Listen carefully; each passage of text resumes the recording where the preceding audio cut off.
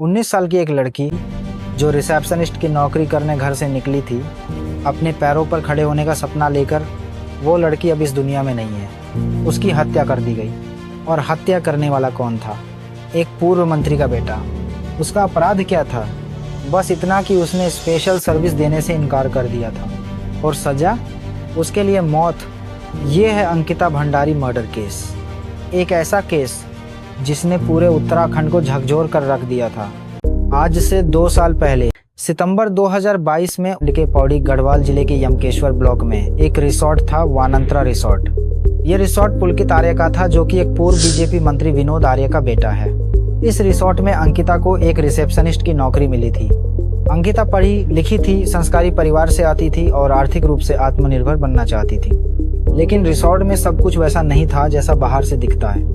जल्द ही अंकिता को एहसास हुआ कि इस रिसोर्ट में स्पेशल सर्विसेज नाम से एक गंदा रैकेट चलता है।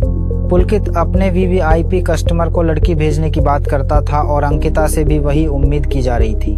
उसने इनकार कर दिया और वो इनकार उसकी जिंदगी का आखिरी फैसला बन गया। 4 सितंबर सारमार की रात पुलकित आर्य, रिसोर्ट का मैनेजर सौरभ भास्कर और सहायक मैनेजर अंकित गुप्ता अंकिता को बहाने से ले गए। नदी किनारे ले जाकर बहस की, जबरदस्ती करने की कोशिश की और फिर उसे चिल्ला नहर में धक्का दे दिया। वो नहर जहाँ पानी का बहाव इतना तेज है कि किसी का शव मिलना भी मुश्किल होता है। अंकिता के गायब होने के बाद शुरू हुई लीपापोती। रिसोर्ट मालिक के पॉलिटिकल कनेक्शन इतने तगड़े थे कि स्थानीय पुलिस पहले तो मामले को छिपाती रही। 2 दिन तक FIR तक दर्ज नहीं हुई। कहा गया लड़की भाग गई है। लेकिन जब अंकिता के दोस्तों ने उसके व्हाट्सएप मैसेज वायरल कर दिए, तब सोशल मीडिया पर तूफान आ गया। व्हाट्सएप चैट में अंकिता ने साफ साफ लिखा था कि मालिक उसे गलत काम के लिए मजबूर कर रहा है। तीसरे दिन अंकिता का शव नहर में मिला। उसके शरीर पर चोट के निशान थे। उसकी आखिरी बातचीत मौजूद थी और तीनों आरोपियों के बयान एक दूसरे से मेल नहीं खा रहे थे। मामले की जांच विशेष अनुसंधान दल यानी SIT को दी गई। और यहाँ एक दिलचस्प बात सामने आई। इस केस में चांद की स्थिति तक का उपयोग हुआ। चांद की रोशनी की दिशा और नहर की गहराई को मिलाकर बताया गया कि उस रात हत्या कैसे हुई होगी और शव कहां जा सकता था। GB से लेकर शामबीस तक गवाह पेश किए गए।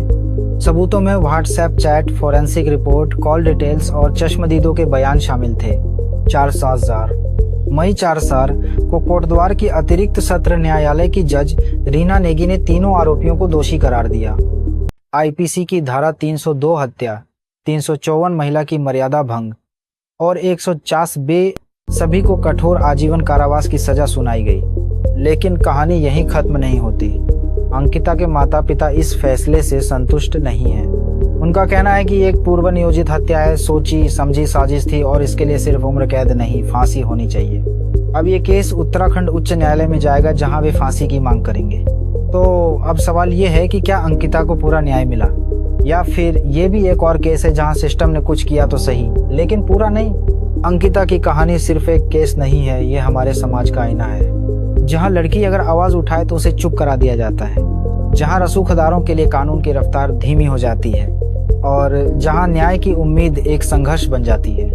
अगर आपको ये कहानी जरूरी लगी तो इसे साझा कीजिए, ताकि और लोग भी जान सकें कि देश में क्या हो रहा है।